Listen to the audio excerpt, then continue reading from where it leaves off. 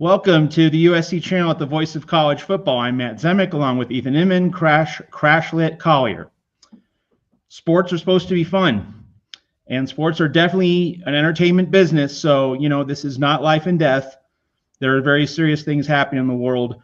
We go to sports to escape from these things. But when our favorite team keeps screwing up, keeps punching us in the gut, sports don't feel like fun and they don't feel like entertainment. It feels like misery. So USC's trapped in Groundhog Day after an all too familiar loss to Illinois.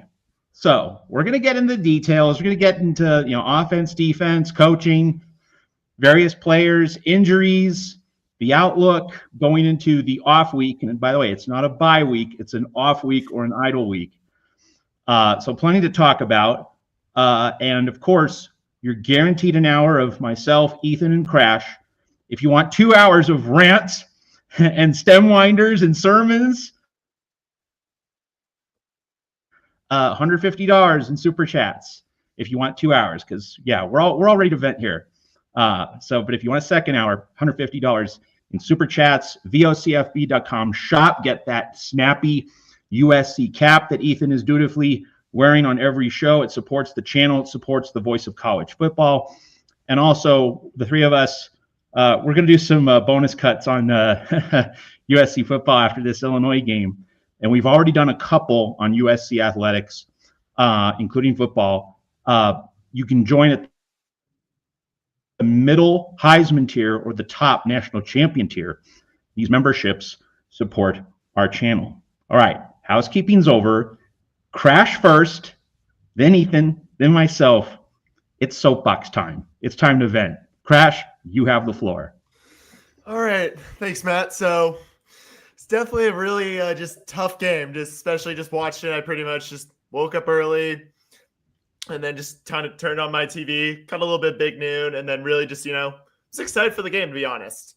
And overall, I thought it was a great game. Definitely a lot to be great game overall. I think it was really back and forth, but it was still, as a USC fan and as someone who's, covering USC all the time, it was really frustrating to just see the defense get picked apart, especially late in the game, and then also just see a couple of injuries go down, especially seeing Killian O'Connor go down and just everything that just happened from there. It's just so many, there was a lot of things I could say I liked, like Mekhi Lemon. Like, dude just went off pretty much the entire game. And I mean, when is he not? But still, just with how much went wrong, just to see him just do so much stuff right.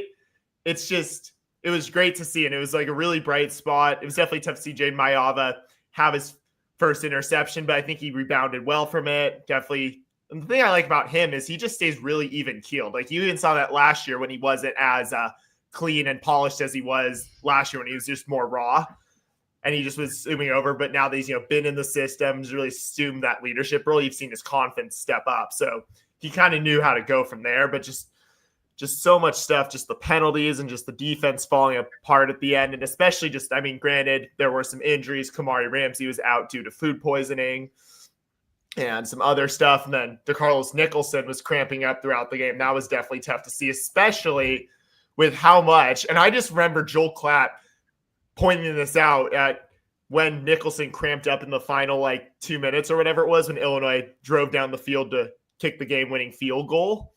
I just remember Joel Klatt said if Luke Altmaier's smart, or he said something like, if Luke Altmaier's smart, he's going to see who they replace Nicholson with. And then as soon as he saw his Harvey, he just completely made Harvey beat him, which I thought which credit to Illinois and Altmaier. That was a really smart bet they made there. And then obviously there is the argument of when SC should have scored. I guess there is an argument to be made that when you just have an opportunity, you got to take it. But could they have also, maybe at least tried a running play or two? Granted, the running game wasn't working. So I do kind of get why you'd be more confident throwing, but why not try? I get that obviously you got to get the touchdown, so it's not as surefire as, you can just milk the clock and then kick the field goal. So I do get that, but it's still just like, dang, first play, you're already going for it. So like I said, it's still a lot for this team to play for. Season's not lost. They got an off week coming up. So I think that's a good time for people to get healthy everyone to really just kind of, refocus, get that things back, maybe like rest up, and then really come out firing in 2 weeks in front of a sold out Coliseum for Michigan.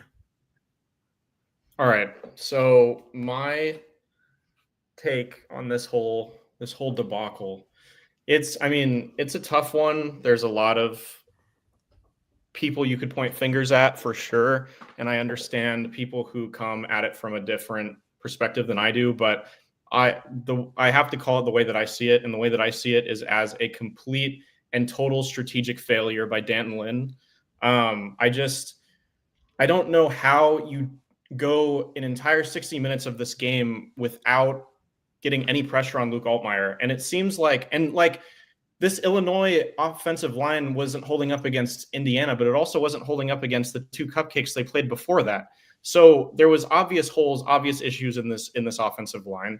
And this defensive line had been dominant through the first 4 games, no matter who they'd kind of been tested against. So I don't understand, if the normal looks aren't working, like be more aggressive, especially when on the other side of the ball, you have Lincoln Riley and the offense playing balls to the wall football. Like the entire game, like there was the touchdown on the 4th and 7 that made it a 1-score game. Like they weren't afraid. I that's what I really felt like. And, there was a lot of great play calling by Lincoln Riley. I'm going to say this now because I know Matt's going to go there.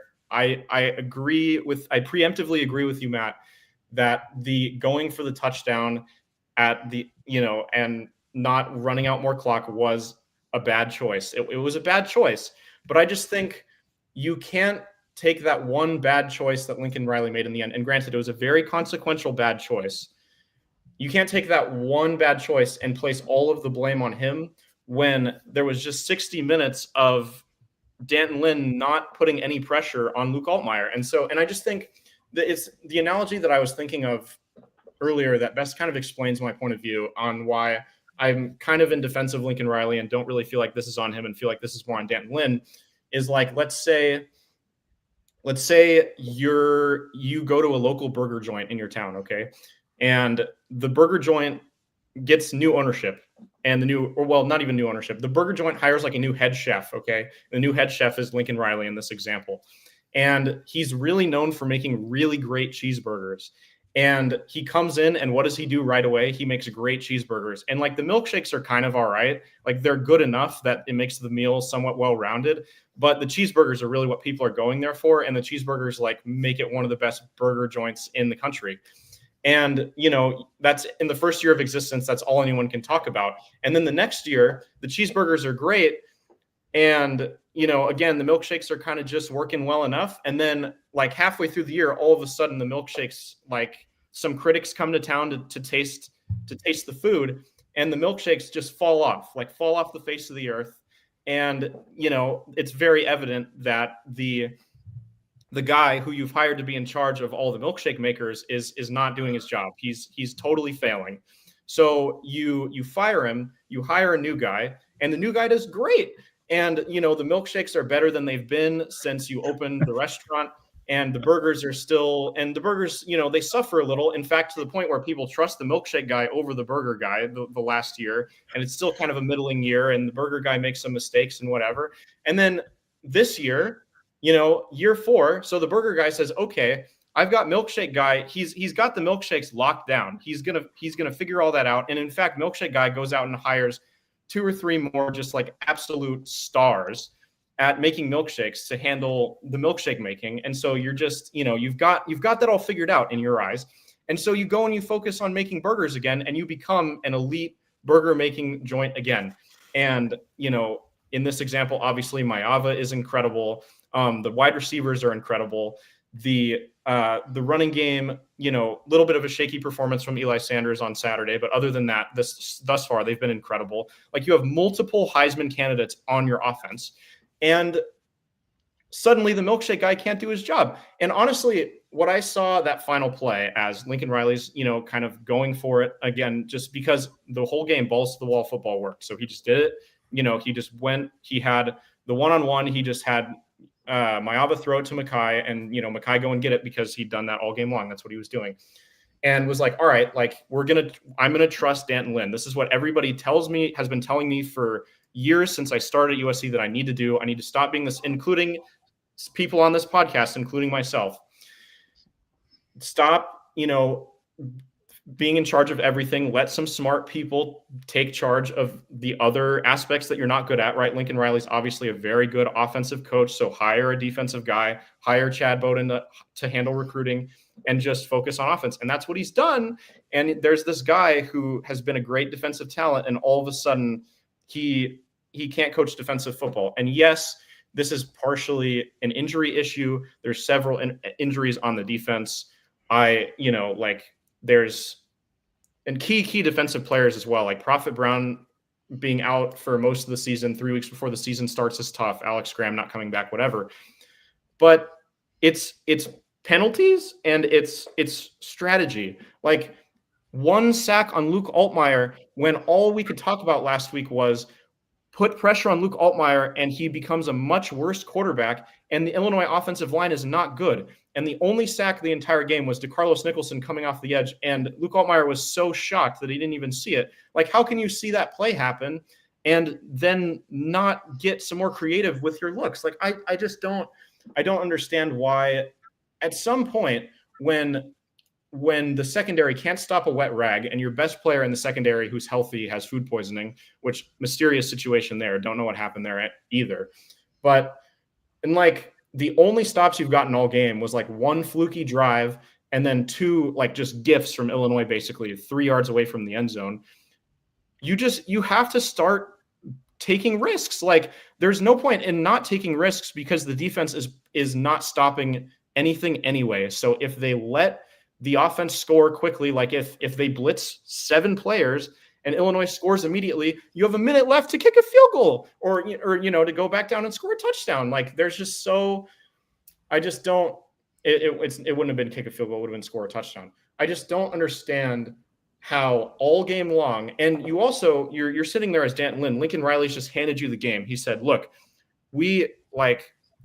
despite all the things that have happened in this game, we've gotten you a lead, and like you just have to make one stop. Like, how do you not just, I don't know, blitz somebody, blitz a couple of guys and just get pressure on him, because that is so obviously the weak point of the Illinois offense." So that's my issue. I know Matt's going to have a different take on it because I follow very closely with Matt on Twitter. And so I'm excited to hear what he has to say because I'm sure we'll hash out a lot here. But that's how I see it. And I understand that Lincoln Riley is the head coach and that he is therefore the guy who all the blame falls on in the end. But there's just a point where like Lincoln Riley can't babysit D'Anton Lynn all the time. Like D'Anton Lynn needs to man up and do his job. And so I just don't. That's why in this case I'm not placing the blame on Lincoln Riley. But I definitely do understand people who are, including Matt, who I'm sure is about to do so. All right. So, by the way, Ethan, you kind of took the steam out of this show. Not in a bad way, but just like I was just all frothing at the mouth. I was angry, but then I just couldn't stop giggling, at milkshakes and burgers. I'm dating myself here. Bob Newhart show, well before each of your time, gentlemen, but there was an episode where there was this psychologist, not Bob Newhart's character, but like another psychologist would say, "Life is like a hamburger." Made me remember that. And I forget what the punchline was, but I do remember that from 1970 sitcom, The Bob Newhart Show. All right.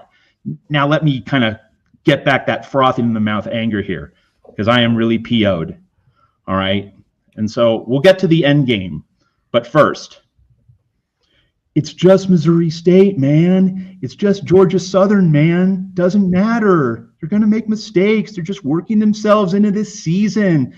Doesn't count. They'll be there when it matters. Relax, man. Chill. Cool down. Do we see how moronic and idiotic that line of thought is? Again, I said this last week, and now we're very much in this world again. I saw this movie in 2023. Remember 2023? USC was 6-0, but no one was convinced USC was a really good team because it played sloppy ugly, uneven, not very clean football. And what happened in the goddamn middle of the season when the games got tougher, the opponents got better, the quality of play got more physical? What happened? What happened? A lot of short memories around here. It's just Georgia Southern, man. It's just Purdue, man. Relax, man. This is why I wasn't relaxed. And this is why when mistakes keep getting made one week after another and SHIT doesn't get fixed, this is what happens. This is what happens.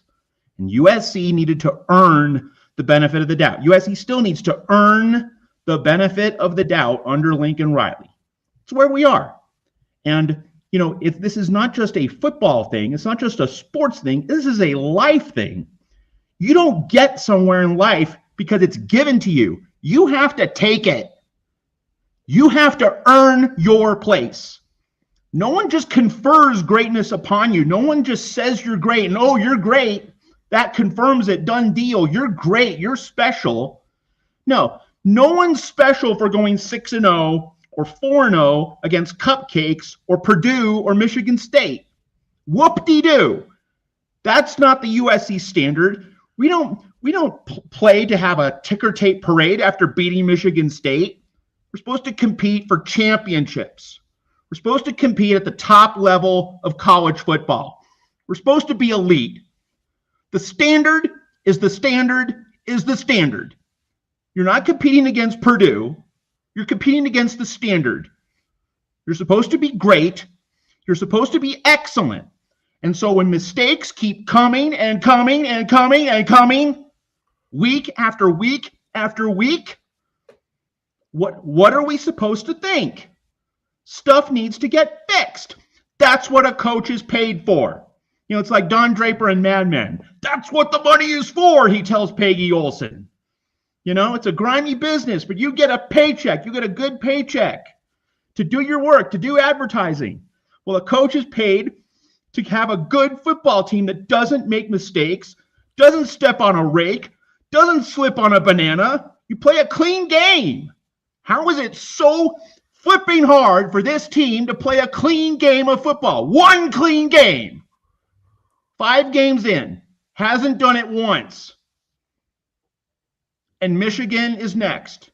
And then Notre Dame. And what about Oregon, which just beat Penn State on the road in Happy Valley in overtime? 8-4 season. That's what we're looking at. That's what we're looking at right now, and that's a disaster. That's a failure. Unless stuff gets fixed and cleaned up and nipped in the bud. You know, there's this thing called accountability. Own your mistakes. Learn from your failures. Grow up, be a man. No one's going to give greatness to you. You have to earn it. And that's why I hate the sunshine pumping. It's just Georgia Southern, man. It's just Purdue, man. Don't get better, man. This is why I'm the bad cop around here. This is why I was the bad cop with Tim Prineley on our show in past seasons. Like, USC's not there. Until USC's there, meaning at the top, I'm going to be a skeptic. And I know it rubbed a lot of people the wrong way when I wanted Benny Wiley gone and when I wanted Josh Henson gone. Oh, you're being so negative. USC's not at the standard. The standard is the standard is the standard, and USC's not there. And one could say USC's not especially close. And now people could say, well, I mean, gee, just one play or two and USC would win. And gosh, all those close games last season, USC could have won all of them. USC led in the fourth quarter of 11 of 12 games last season. So close, so close. Folks, sports is competition. There's a good competitive team on the other side most Saturdays. Yeah, games are going to be close. Wow, what a deduction, Sherlock. Okay? Sports are close generally. Like, the blowout is the surprise. The blowout is the exception against good teams. All right? Illinois, Michigan, Notre Dame, Oregon, you don't expect to blow them out. But you do expect to win. And USC does not win these games. You know, So, okay, USC finally won a Big Ten game in the Midwest when it beat Purdue. Again, Purdue's not the standard. We're not measuring ourselves against Purdue. We're supposed to win these games against Illinois. We're supposed to win these games against the upper tier of the Big Ten. That's why we left the Pac-12. And may I just add briefly, Lincoln Riley complaining about the early kick time. Such weak sauce. Such weak sauce. Get that out of here, Lincoln. Do your job and win games. And all of that other stuff doesn't matter. You just come off looking small, and that's why so many people, and I see some Oklahoma fans in the chat, of course they're here like vultures circling. People love to see Lincoln Riley lose, but he makes it easy, right? He makes it easy to hate him and to look down on USC, and then he doesn't do his job, and it just all looks very pathetic. And that's where we are. So, no accountability, no willingness to fix past mistakes, address past flaws, and now we get to the end game. And we know that Lincoln Riley's been a terrible game management coach at USC. It's been a constant, but boy, this one really took the cake. Now here's the deal, folks. No Kamari Ramsey, all right? Huge injury to your defense. I'm not blaming the secondary for this game. No Kamari Ramsey. On top of no Prophet Brown, all the other injuries, that's a MASH unit. And so what I really like about Ethan's analysis, the pass rush needed to step up and pick up those teammates in the secondary. Secondary was banged up. Pass rush needed to get home. Pass rush needed to step up. Pass rush failed. And of course, Dan Lynn also failed. You need to get after that damn quarterback so that you protect your teammates in a depleted secondary. So I share Ethan's anger there. But let's also now just zoom out and just be honest about USC's defense was depleted.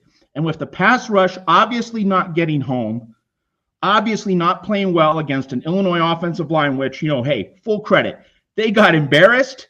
They played with a chip on their shoulder, as we thought they might. Credit to Illinois here. They fought hard. They showed a lot of pride. But anyway, USC's young defensive front just wasn't up to it. And you have the banged up secondary. If you give Illinois, forget about 155, just a minute, even 45 seconds, you give Illinois any appreciable amount of time, you're probably giving up a field goal. And I do agree that Ethan, you might as well just blitz the heck out of him, because if you give up a touchdown, you get the ball back. Jaden Mayava, Mekhi Lemon, Jacoby Lane with 50 seconds left, that is better than letting Illinois Chinese water torture, drip, drip, drip, kick a walk-off field goal, you don't get the ball back. So Ethan's game theory, right on point. And that is what Lincoln Riley, he does not care about this. It's more than getting it wrong, which he did. Does he care? Does he give one flippin' iota about any of this? I can't tell. I can't tell that game management is really something he spends 1 second thinking about. Because if you do spend at least 1 second thinking about game management, and I have this completely banged up secondary, and I have a completely ineffective defensive line and pass rush, 1 + 1 = 2. I need to win this game with my offense. I need to not only score, but drain those 3 Illinois timeouts and drain what's left of the clock. I need to score with 15 seconds left, if not 12, if not 8. And this doesn't make Lincoln Riley that unique among coaches. This is pervasive in the industry. But when you're paid all the millions of dollars Lincoln Riley is paid, you should be making elite level decisions at the top 1% of your profession. And so to not grasp that, no, I can't leave this game to my banged up and ineffective defense. I need to do it with the strong side of the ball and the side of the ball I coach, and the side of the ball where I'm calling the plays, I'm calling the shots. That's your best chance of winning. So let's unpack this endgame in just a little bit more specificity. I wrote about this at Trojans Wire. Go over to Trojans Wire. Myself and my colleague Adam Bradford are going all in on Lincoln Riley. But anyway, in the end game, I'll give you the reveal on this. There's a specific detail about the end game that merits attention here, and that is that USC had the 1st and 10 at the 17-yard line at the 2-minute warning. Okay, so hypothetically, if you have the ball on the 10 or the 9 or even like the 11, it's really hard to say, well, we'll get a first down inside the 1 and then we'll score the touchdown. That's a narrow box. And of course, if it's at the 10 or the 9, you can't even do that. So if it was at the 10, 1st and goal at the 10, you have only 3 plays, maybe 4. And with Illinois having all 3 timeouts, you know what? Scoring as soon as possible makes sense because Illinois would just be calling its 3 timeouts. It's not as though you could then run a 5th or a 6th play after Illinois uses those timeouts. So like Illinois would use the 3 timeouts, you score with like 1:35 left. It's only like a 20-second difference. So you might as well score on first down if you have the ball on the 9 or the 10, 1st and goal in that time situation. But this was the 17. All right. So the 17, it's not that hard to get a first down inside the 7. You know, you can go down at the 5, you can go down at the 3, you can go down at the 2, the 1. Like you have some space on that field to manipulate down in distance, yardage, timeouts, the whole deal at the 17 that you wouldn't have at the 10.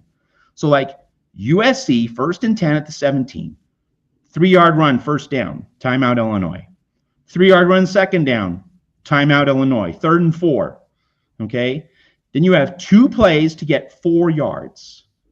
And let's say you get it on 3rd down. Okay. So first down at the 6, timeout Illinois, last timeout. Okay. So about 1:40 left. Illinois is out of timeouts. You have 1st and goal on the 6. Aren't you instantly in a much better position to win right there if you can do that? If you can get the first down on multiple plays inside the 7, and then Illinois doesn't have timeouts to fall back on. And then you can run the ball on first down from the 6, maybe get down to the 3, clock, tick, tick, tick, tick, tick, tick. It probably gets down to 50 seconds. 2nd and goal from the 3. You run the ball to the 1, tick, tick, tick, tick, tick, tick, tick. So you can have 3rd and goal from the 1 with about 10 seconds left. So you have 2 plays to make 1 yard. And if you get that 1 yard, you win. And Illinois doesn't have time left. Like, you know, just Lincoln, honey, can you just think about game management for like 2 seconds? Because if you did, you'd know that that is obviously the far preferable path and strategy compared to, well, let's test out my banged up secondary and my completely ineffective pass rush with 1:55 on the clock. Like, it's not even a close call. It's not a remotely close call. And yet coaches are paid millions and millions of dollars to make those decisions. And Lincoln Riley, it just seems like you do not give a flying fire truck. And that's why I'm pissed. In addition to the lack of accountability, in addition to everything else at USC. All right, so we've all made our soapbox rants. Now let's dive into some of the deeper details, and I think we do have to start with that banged up secondary. Ethan, so the week off does come at a good time because this unit has to get healthy.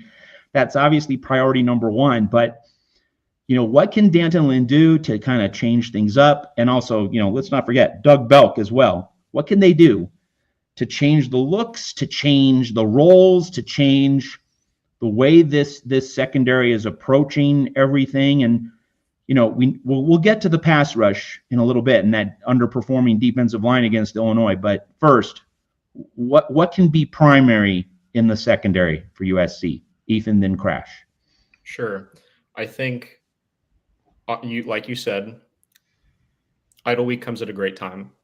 And so does the news that Alex Graham was practicing in full pads, right? So hopefully, like we've been, hammering home for the past few weeks, you get him back healthy. You can play him at nickel, and then you can move Kamari Ramsey back to safety, which is great at 2 positions for the defense, right? Obviously. But I think this needs to be an opportunity that the coaches take, Doug Belk and Danton Lynn especially, but all of the defensive coaches, to figure out how to enforce some sort of accountability, some sort of discipline, because that's been the biggest issue is defensive discipline. Like even when, the defense is banged up and you have, and granted, it's a lot of freshmen out there, but it's not all freshmen. Like you have DJ Harvey, who's like a redshirt senior. Like he should know how to not give up a 30-yard play in the last 2 minutes of the game. Like that's an issue, right? It seems like these guys that they got out and got in the transfer portal should know a little bit more about how to play secondary. Like it's just, they look as bad as the freshmen. So that's like one of the big issues there. They need it. I think discipline, because like I said, and like I've said in weeks and weeks past, like these freshmen are freshmen and the personnel is the personnel. You're not going to make them a year better in a week. But what you can do is change their mental approach to the game. Like you need to obviously have a very serious conversation with the coaching staff and the players about not committing such silly penalties at such horrendous times. Like it's not hero football, especially with the defensive line until this past game being as good as it's been. Hopefully it was just an off game, and hopefully we see them get back to being dominant. Not as confident in that anymore, but especially if that happens, like the secondary doesn't need to play hero football, and they shouldn't have needed to play hero football in this game either. They should have just needed to be able to stay on the wide receivers long enough for the defensive lineman to get home on Luke Altmaier, which again, we weren't aggressive, so that strategy didn't end up working out. I think what we were trying to do is play it like Purdue minus the aggression, like we saw. Oh, Luke Altmaier is like a sort of a conservative, like he tries to go up the field bit by bit. And so we're going to limit the big plays, which we didn't do anyway. I mean, 60-yard touchdown on a little swing pass to a running back. But, we were trying to do this whole, we're going to limit the big plays and then Illinois is going to give up the ball 3 yards away from the red zone, from the end zone. And then that's going to be the way that we stop these drives, which again, they got lucky a couple of times.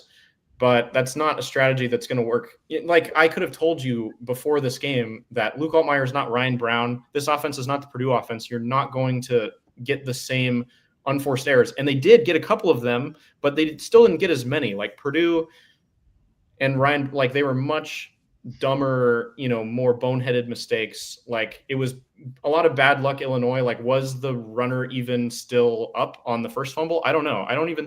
You can't even definitively see if he was.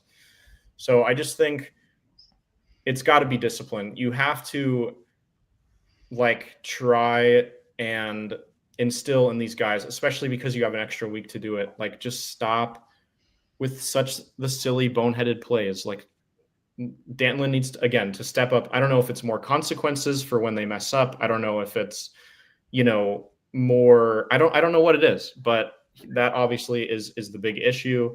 And then it's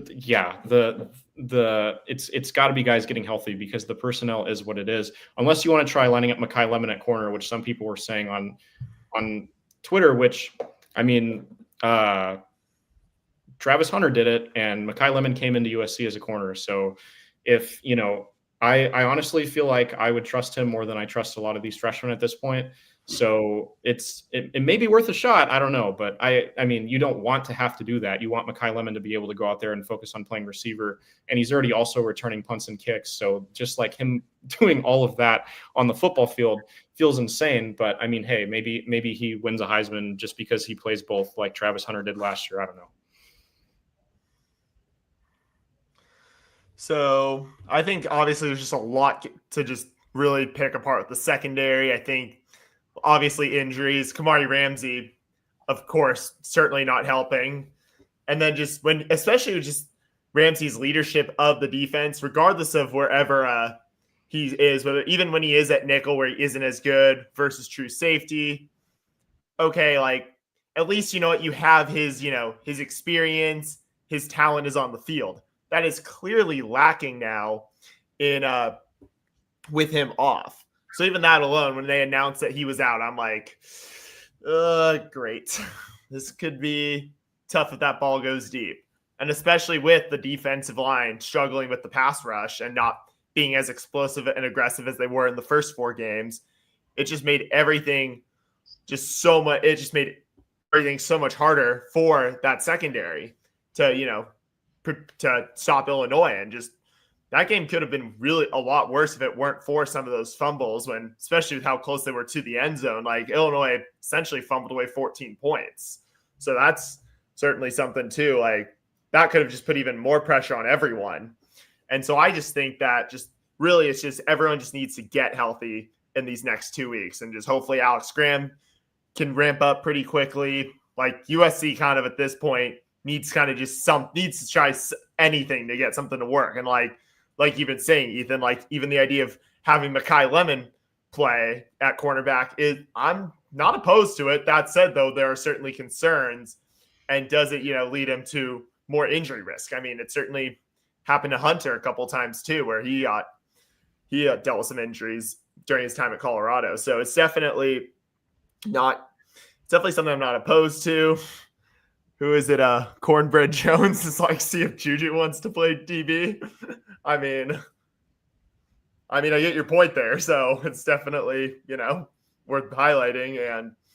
But yeah, I think it's just really everyone needs to get healthy. Ramsey needs to get healthy, especially. And I just also just hope that, DeCarlos Nicholson can figure out what was going on with him, because that was kind of huge when he went out too. And then it forced DJ Harvey, who, like you guys were saying, like probably should know better how to actually defend against receivers, and why they completely exploited him on that final drive. But yeah, DeCarlos Nicholson, I'm hoping like that this wasn't a ongoing thing, because it seemed like it was multiple times he had to exit the game due to cramps, which is never a good sign. Interesting comment here from our loyal viewer, listener, Russ Campbell. Russ says the D-line was poor, but when 90% of the plays were handoffs or quick slants, they weren't given an opportunity to really get going. And we talked about this after Purdue. Purdue went with a quick pass game, and the USC corners just couldn't cover for the 2 seconds that were required. But like not every pass was like that. Not every pass was an instant release. But Ethan, it does bring up the point that given how much potential the USC offense has, and given that you want, if you're USC and you're Lincoln Riley, you want that offense to be on the field a lot. You want a lot of plays for your offense. Just isn't it time, at least in the short run, to go for broke a little bit more? That okay, we might give up the 80-yard touchdown once in a while, but if it means that the offense gets like 7 more minutes time of possession, we get like 15 more plays to wear down the opposing defense, we get more looks with the ball, is that trade-off worth it, Ethan? Then Crash. I think that's not a strategy you want to employ season long. Like, it's not like a change you want to make at this point in the season. Like, I think you, especially with hopefully some of these players coming back, you want to be able to run the defense that you intended on running all along. But I think what was so frustrating about this game, and why I was so frustrated at Danton Lynn, is because 20 minutes into this game, it was obvious how it was going. Like, every time Illinois got the ball, you just assumed that they were going to score, because the defensive line wasn't getting home and the secondary was getting torn to shreds. So, and it was just the same thing over and over and over again. There was no new, there was one surprising defensive stop, and every once in a while, Illinois would try to hand the game away to USC by fumbling the ball 3 yards away from the end zone. But other than that, it was just business as usual for Luke Altmaier. He wasn't playing that special. I don't think he looked better than Maava. He just, executed the game plan, and it was not that complicated. It was very simple. So I think in a game like this, I would have liked to see them go for broke, especially towards the end of the game, especially after the offense scored, because I think another thing that's interesting to point out about the offense scoring the way that they did is with Maeva as the quarterback, USC has struggled to score on 1st and goal, like inside the 10. And that was like a big issue against UCLA last year. That was an issue against Purdue. Like the reason why they kicked so many field goals, it was all Ryan Sayuri kicking short field goals in against Purdue because they couldn't score inside the 10. So I think that could have been why part of the calculus. I mean, I didn't see Lincoln Riley say that. He was just more talking about how, you have to get the points, you have to guarantee that you get the points and whatever. But, that could have been part of the calculus. I don't know. But so anyways, regardless, again, there was just no adjustment. Like sitting at home and watching it, I was just like, guys, at some point you have to try something new. Like, it's not even about, I don't know, like I said, it's not about making players a year better in 10 minutes. Like, just try something else. Like if what you're trying isn't working and the new thing that you tried doesn't work, great. They're working at the same efficiency. Like, it's only going to be the same or better if the thing that you're trying is not working at all. So that was kind of where I was frustrated there. I mean, do I think that they need to completely change it? No, I think that, like I said, hopefully you get some guys healthy. Hopefully, you're not going to need to employ the strategy against Iowa, hopefully, because the Iowa offense is not great. Obviously, the strength of the Iowa team is the defense and always has been. But yeah, I just think if you run into another opponent like this, especially if it's like Oregon, who, other than against Penn State, which has a very legitimate defense, has been just piling on the points all season long. Like, you can't, if they're piling on the points again, and all of the games leading up to the Oregon game, they've been piling on the points, except for Penn State. And, the thing you're trying is not working and they're piling up the points anyway. Like, just start trying to make something happen. Start trying to make Dante Moore feel uncomfortable. Like, you needed to do that in some way. So that was why I was so frustrated. And so mid-game, I think that's adjustment that they need to make. I wouldn't go so far as to say like a holistic philosophy change, especially midway through the year. But yeah, it's in a game like this, you needed to make that change midway through the game. So I think it's definitely something that you can implement, especially in a situation like we saw where, let's say, like where SC scores, gets ahead by 1 with under 2 minutes. Then I think it is smart to then implement that sort of go for broke strategy that you're suggesting, Matt. But as like a full game strategy, I'm not sure that's wise, just because if that is what you're doing most of the time, your defense is going to be pretty easy to predict. Now, granted, I get why you do it, especially the weak secondary. It's definitely at least considering, and at least, like Ethan said, if what you're doing now isn't working, the worst thing is the new thing you try works just as well, which is it doesn't work. But still, I think it's just not a great. I think it's good to try it at times. And definitely, I think I could get behind them, like maybe like introducing it on like big plays, or especially late in the game, you do go for broke, because then especially if it does create, even if they do score, you get the ball back with roughly inside 2 minutes like that. You can get the ball back with roughly minute 30, minute 45, depending on where the clock's at. But as an overall game strategy, I think it could be it could be pretty risky and potentially unwise to have as a full-time game strategy, and especially now reintroducing it this midway through the season also, I think could potentially set the team back worse.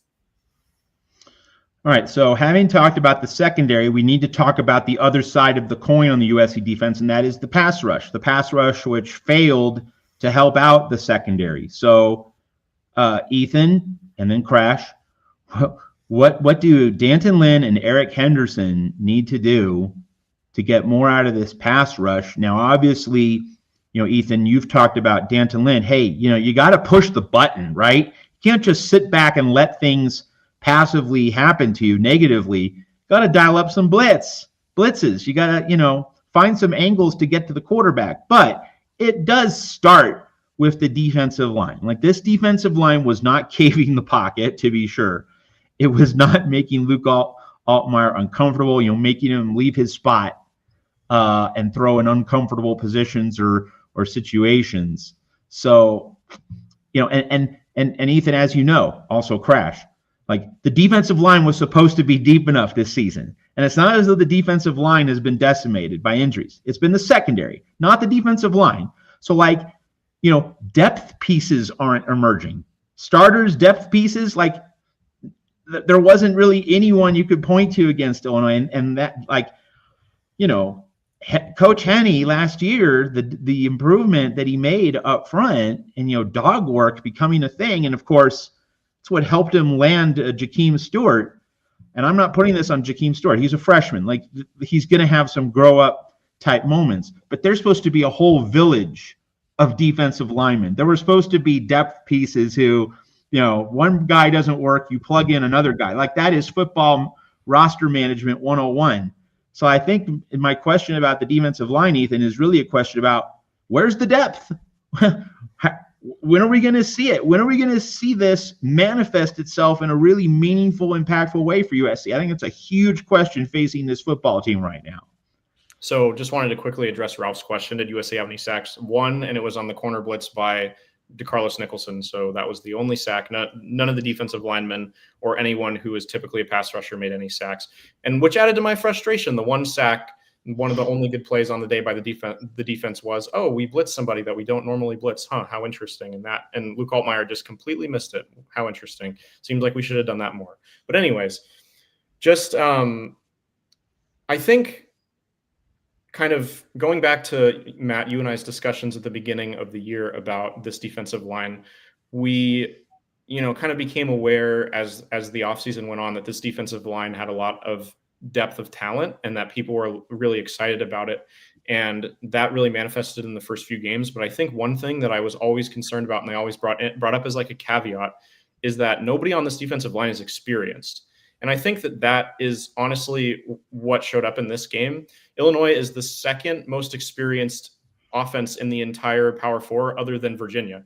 And so I think what you saw was even the experienced guys on this defense, like Keyshawn Silver, Josh Jarrett, they don't have the box score is not impressive. Even in the years that they've played, they've seen limited action and had limited impact. So there's just no one on this defensive line that you can kind of turn to as a veteran leader, as the proven guy who's going to go get a sack when the team needs it most. There's no Aaron Donald on this defensive line is ultimately what the issue is, I feel like. And I remember hearing something on Twitter that, towards the end of the game when the defense needed to make that stop and when the offense had, was still driving and was still going down to score a touchdown during a timeout, Cam Crawford went up to the offensive lineman and said, keep going, boys, keep doing it. We've got you. And I was like, first of all, where'd you get that confidence from? Because none of the rest of us had any confidence in the defense, but it just kind of illustrated Cam Crawford is probably the most proven defensive lineman on this team. And he's the one who's put together the largest body of work over 2 years that you would kind of see him as the go-to guy. And you could argue that it's maybe Braylon Shelby, one of those two guys. And so I think that's what really manifested is there's no Aaron Donald. There's no Truly. And even the on the field leaders for this defense, by the way, not present because Kamari Ramsey is, sick, which I am not going to blame Kamari Ramsey. I'm not going to be the guy who's you shouldn't have gotten sick. Obviously he didn't choose to get food poisoning, but it's still it's a curious case because what did he that nobody else ate that all of a sudden he's got food poisoning. But anyways, he gets food poisoning, and then Eric Gentry, not his best game. He forces the fumble at the end, but other than that, I felt like it was, one of his worst games of the season. So Ethan, I just got to interrupt you. Yeah. Kamari Ramsey had one of those not very good milkshakes. I guess so. Yeah, one of the milkshakes that Dan Lynn was making, or maybe the same pizza that Michael Jordan supposedly had. I don't know, but no flu game for Kamari Ramsey evidently. I think there was no leadership at all three levels. So they're on the field, and obviously the off the field defensive leadership is failing too because you have all these discipline issues and the play calling was bad. And so no one on the defense is stepping up and saying, I'm going to be the guy who leads these guys into battle. And when a play needs to be made, we're going to make that play.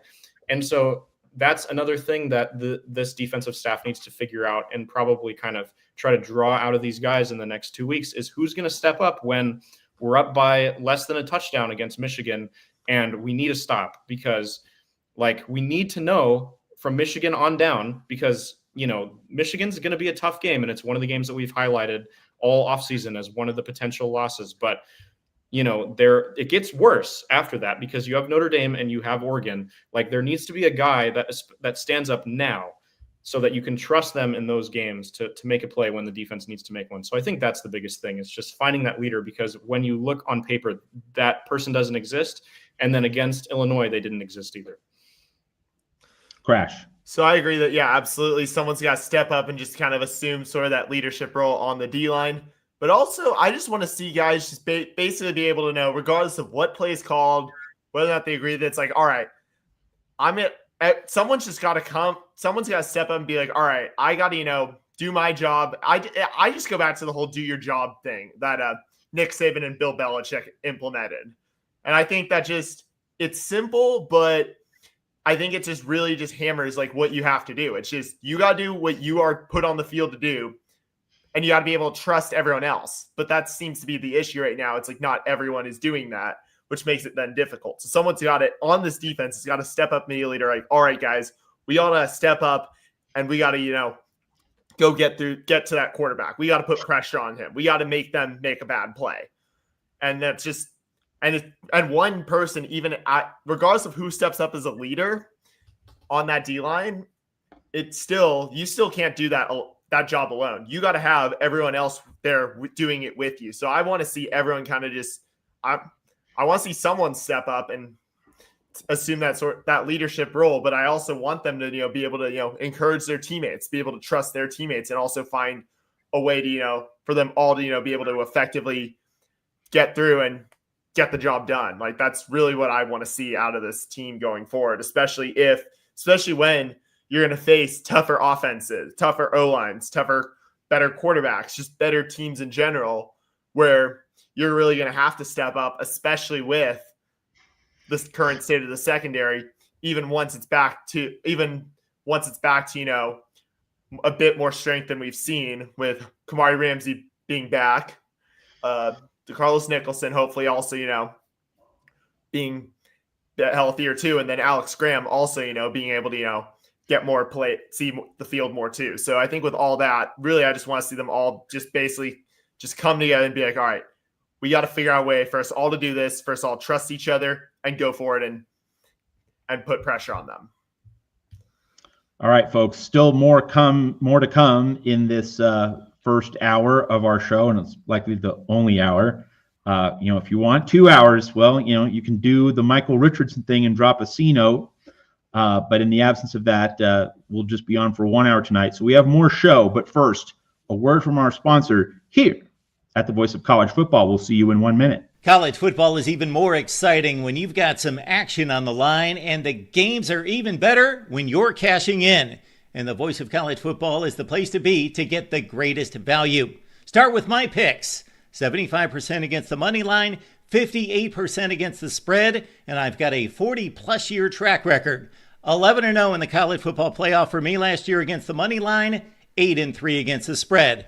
And I'm just the warm-up act. Steve Merrill of Wager Talk is our ace in the hole, show stopper. 7 years with the Voice of College Football, over 30 years in the industry. Steve gives us analysis on all the big games, but you can't miss Steve's weekly under-the-radar pick. 28-12 against the spread the last 3 years. You also get picks from some of our top analysts here at the Voice of College Football, including Corey Bratta, Matt Zemek, and Steve Dace. Check out those numbers. Become a YouTube or Patreon member for just $99 per month. Go to the main channel on YouTube, click join, and then select a betting tier. Do the same thing on Patreon. Make 2025 a winner now. And of course, Mark Rogers' National College Football Show here at the Voice of College Football, Monday through Saturday, 10 p.m. in the East, 7 p.m. in the West. Be sure that you're supporting him. And as we said earlier in the show, Voice of College Football caps. Ethan has that camo version with USC on it. If you buy a USC branded VOCFB shirt or any kind of merchandise, when you get the USC version, that goes to our channel as well as the company and memberships. You just click on that join button on the front page on our homepage on YouTube, join, and you get that middle Heisman tier or that top national champion tier. You get insider access to bonus cuts, bonus segments of the USC content that you crave, that you come here for at the Voice of College Football. So, as we wind down our show, final segment, spent a lot of time talking about the defense, but now to the offense. And it's a complicated tale because on one hand, left a lot of points on the field. On the other hand, 2 clutch drives in the fourth quarter, down 31-17, answered the bell in a high stress moment. But, this was more about the defense giving it away. And let's also remind ourselves that while USC definitely could have won at the end, Illinois fumbled twice inside the 3. Like, USC was fortunate that it even had a chance to be in this game late.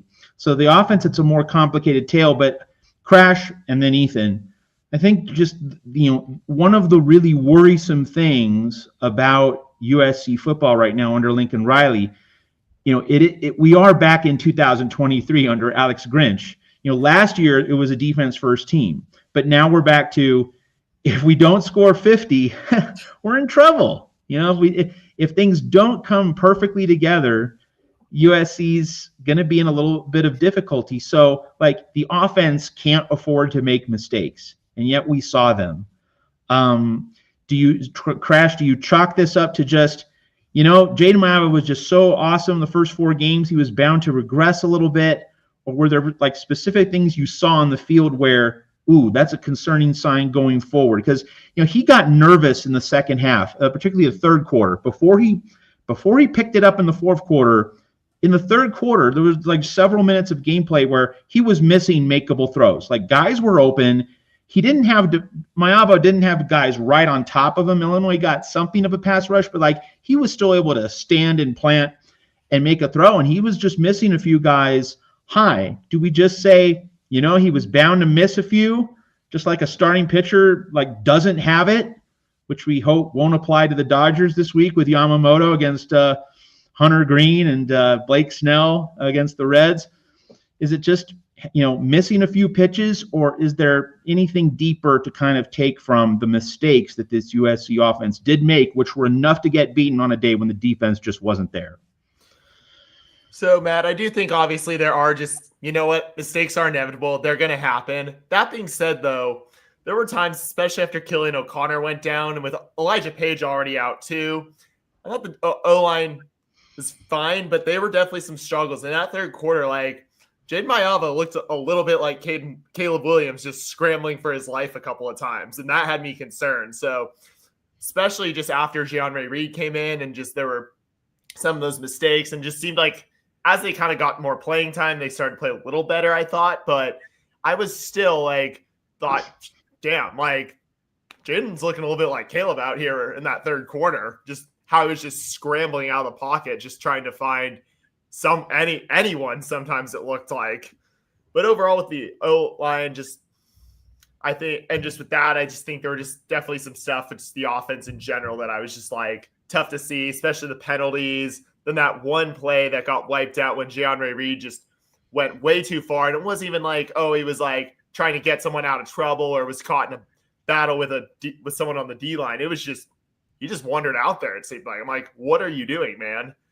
And that was something right there that just showed, I thought this is something I kind of took note of right then, was I thought it was a really tight battle between O'Connor and Reed for that center spot. And it seemed like it was, especially the way they were talking about each other. It was really positive, the way they were battling it out. They both seemed to have a ton of respect for each other too. But it made it pretty clear that even though Reed was brought in pretty much to be the starter, it showed that Lincoln Riley got it right with the center. And obviously O'Connor's had some issues this year, but still, it just shows that when you just have a guy you bring in and he loses, no matter how much experience he came in with, because he had over 25 starts, I think I was reading at Syracuse or heard yesterday, and he still gets beat out by a former walk-on. Like, and then when he actually does get his opportunity, he kind of blows it twice. Once with completely just going forward too far, being an ineligible receiver, and then also for that bad snap that ultimately I think didn't even give USC another chance to try to score, I think, at the end of the half, and ultimately I think forced him to kick a field goal. But yeah, those are two that I really kind of like just was like, okay. But yeah, I think just in general, I think just because the O-line did have some struggles, Jade Mayava, I think, was just having to scramble. And it's like he's good at being, both a dual threat quarterback. But as we've talked about before, he's better when he plays within the structure of the offense, not trying to scramble like to the extremes that Caleb did and go out there and be Superman and just find something. Like, that's not quite his game. He's better when he's just is in the pocket and then decides to run. He doesn't have to scramble out of the pocket. So I think it's a bit of both. Like, I think they were just like, you're just going to make mistakes out there. That's just part of sports in general. That's just part of life, really. But then also I think there were some pieces around him that weren't quite as solid as they've been. And also combined with just how Illinois' defense was able to get through, that just made it a bit of a tougher game for him. So those are kind of my thoughts on kind of where Mayava went. So I place almost none of the blame on the offense. I think if you want to come after anyone on the offense, you need to hold John Ray Reed accountable for his mistakes in the first half. Obviously, that's inexcusable. You can't be drifting down the field on, a play that would have tied the game. And you also can't have the high snap that cost them points. Like, those were two plays that directly cost them points. He's a guy who needs to be ready.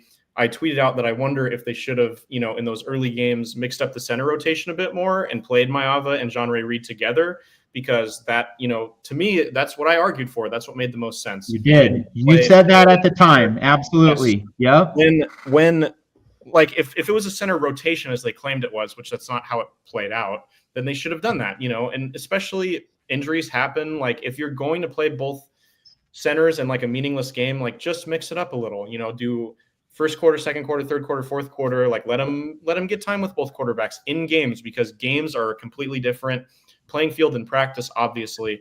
And so your mentality, just the way you play football, everything is very different. So I think that is a potential issue that's, not on John Ray Reed, but I also think that he made some boneheaded, inexcusable mistakes that he needs to be held accountable for. I also don't think that it was a great game from Eli Sanders. Not sure where he went, but, him just kind of disappearing in this one, and, them having to rely entirely on Wayman Jordan, not great from him. So I'm sure, he's not feeling great about how he performed in this game either. But the way that I feel at this point is this offense has so much talent. Like I said, there's multiple Heisman candidates. If the team is playing winning football, Jade Mayava and Mekhi Lemon are both Heisman candidates. Like, look at the numbers. Look at how they stack up against other receivers, against other quarterbacks in college football. They're both Heisman candidate players, okay? And yes, Mayava threw a pick. It's his first pick of the year. He was bound to throw in at some point. And yes, he had a bad drive. I also tweeted out at the time that I didn't like how he responded to throwing the pick, because he looked very down on himself. And then he went out and had a bad drive. And, it took him a little bit longer to rebound than I would have liked. But again, that was the first time all year that we've seen any sign of weakness. That completely derailed him every game he played in last year. So for him to have made that much progress, in an intimidating environment on the road, that it took him 2 drives, of course we want him to take him one, but he's a human being. He has emotions. It's an emotional game, he wants to win as badly as anybody. So I think that, coming down, like, I've seen people on social media who are now, because of those 2 bad drives, saying that Hassan Longstreet should be the starter. Like, are we serious, guys? Like, Jade Mayava has played like a Heisman candidate through 5 games. It's not, and he made one mistake. Guess when Caleb Williams threw his first pick in 2022 in the 5th game of the year against Arizona State? It was bound to happen. It was bound to happen. So that, holding it against him is insane. And then, just again, Mekhi Lemon stepped up and played like the best receiver in the country. Lake McCree had a great game. He's had a great year. Like, there's just so much talent on this offense. And what I fear is, I think that if you waste this offense, it's going to hurt even worse than 2022, because 2022 was the first year under Lincoln Riley, and like it was a lot of patchwork guys that you got in through the transfer portal, and USC wasn't as attached to yet, and like some year one defensive struggles after the Clay Helton defensive disaster that was the last few years made sense. Like they were still overhauling everything. Lincoln Riley's supposed to be the offensive guy. Like he had his defensive struggles in big games at Oklahoma too. Like it was understandable. But now, like especially after you've had a great year of Danton Lynn and seeing all these guys, like Lake McCree's a guy who's been here for 5 years and has invested so much into this program. Like Wayman Jordan is easy to root for because he's an underdog guy who went to JUCO. Mayava, again, invested in this program, has been here, has grown so much. Like we've literally seen him grow up right before our eyes. Makai Lemon, a couple of receivers left you have, and they're succeeding. Like don't look past the fact that Zachariah Branch and Deuce Robinson are having great years. Deuce Robinson obviously made a play that ultimately lost Florida State the game, but he had the best game of his career before that.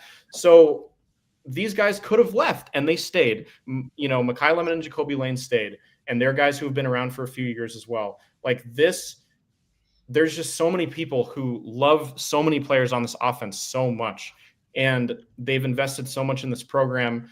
And the defensive issues are something that we thought that we were behind at this point.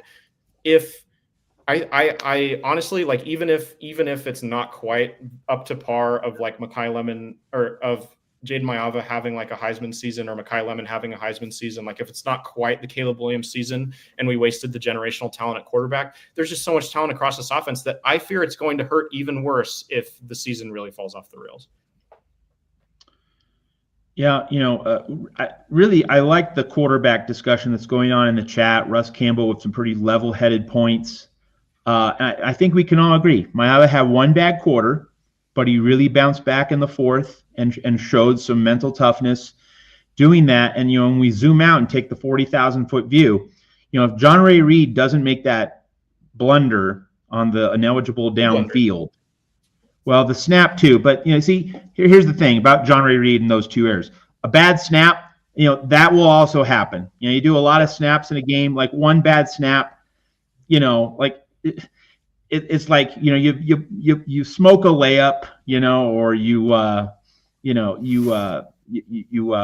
miss a hanging slider, physical error, right?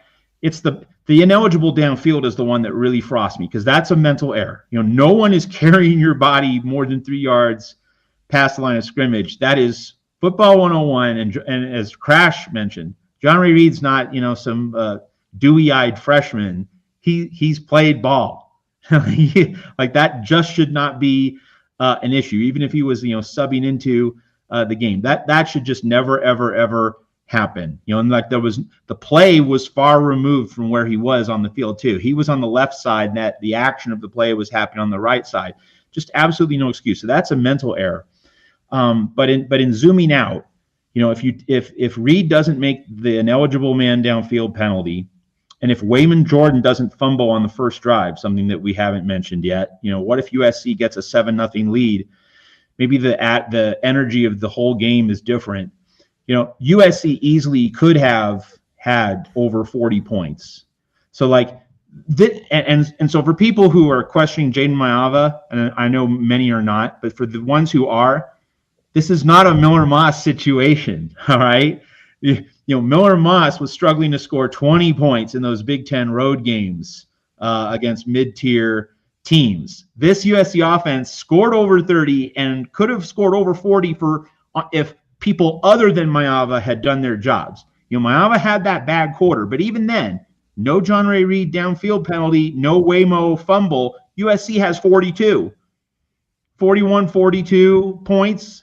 So, like, this is clearly several notches higher, better than what USC had last year. So a little bit of perspective on Jaden Mayava. Okay, winding things down, I think we have to just talk about the offensive line in general, and no Elijah Page, and for most of the game, no Killian O'Connor.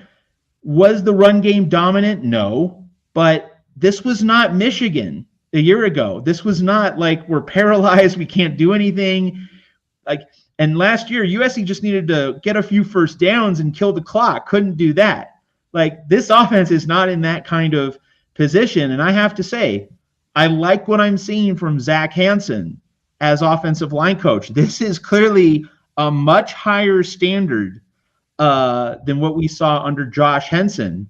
You lose two prime guys up front, and the offensive line didn't dominate, but it didn't collapse either. On the road, Big Ten, if this happens last year, that offensive line gets flattened. This offensive line, it held its own. I think that's probably a level-headed, reasonable way to say it held its own. Didn't dominate, but didn't get dominated, missing two starters. That's pretty darn good. So what's your outlook for the offensive line going forward? Ethan first, Crash second. I don't have much to say. I agree wholeheartedly. I think that, considering not only losing two starters, but arguably the two best and most consistent offensive linemen on this team through the first 4 games, it's deep. Like, there's a lot. And, we hoped that was true after the first few games, seeing some of the offensive linemen come in and make big plays like Justin Tawana'u and others. But yeah, I thought it held up great. No complaints there. Like, obviously Illinois had some tackles for loss, but also, again, this is an experienced Illinois team. And by and large, like, I don't think Mayava got sacked. I can double check the box score just so you got sacked one time. So that's as many sacks that USC got on Illinois as well. So that's par for the course. Like, there's one sack is the maximum amount of sacks that the offensive line is allowed. And in this game, this was, theoretically the most established, best, most experienced defense they've played. And also they were missing more personnel than is possible. So if there was a drop off, it would have been fine. But like you said, Mayava had time to throw. Like, there was no complaints. I thought they played great. I thought the O-line was pretty good for the most part. Obviously, we highlight kind of the areas where I was a little more critical. But I think for the most part, like Ethan and you and Matt have said, it's just generally like, that's what you're facing, a good defense in Illinois. And Brett Bielema is came up as a defensive coach. So, that's kind of where he's like good. And so I just was like, I was impressed with how they did, but still definitely had my frustration, especially early on in the game, but especially once they kind of got settled in, they seemed like they started to do a little better. And especially considering too, when you have Elijah Page and Killian O'Connor out. So I really am hoping that they can, continue to hold up, and definitely there are going to be some tougher D-lines coming through, but I think they can do well, especially if they can get Page and O'Connor back pretty soon. So wishing those guys nothing but the best in their recovery. All right, folks. I have to note, no Jeff Rodriguez, no Bob Springer, two of our more loyal watchers and listeners. I think they're just fed up. And frankly, how can you blame them, right? It's just, it's Groundhog Day at USC. Broken record, another 1-score loss on the road, lots of mistakes. So, sports are supposed to be fun, but, this just endless repetitive cycle. It's getting old. It's getting tired. But we hope you enjoyed Crashlet Collier, Ethan Inman, and myself talking about all this. So, housekeeping. We are going to have a Tuesday show. We do, because Tuesday we do a show every week. Every show on the Voice of College Football Network does a weekly show. So we're always coming at you Tuesday. No show next Sunday because of the off week. And then we come back. We'll have a show the following Sunday after the Michigan game. But we're always coming at you on Tuesday. So we're going to see you on Tuesday. And a reminder, USC VOCFB cap, whether it's the camo version that Ethan has or just a black version, go to vocfb.com/shop. Purchase of a USC branded merch at the Voice of College Football. It supports the channel. It supports us. It supports the company. So consider that. And then YouTube memberships. The three of us are doing bonus cuts. We've already created a few. We're going to create more.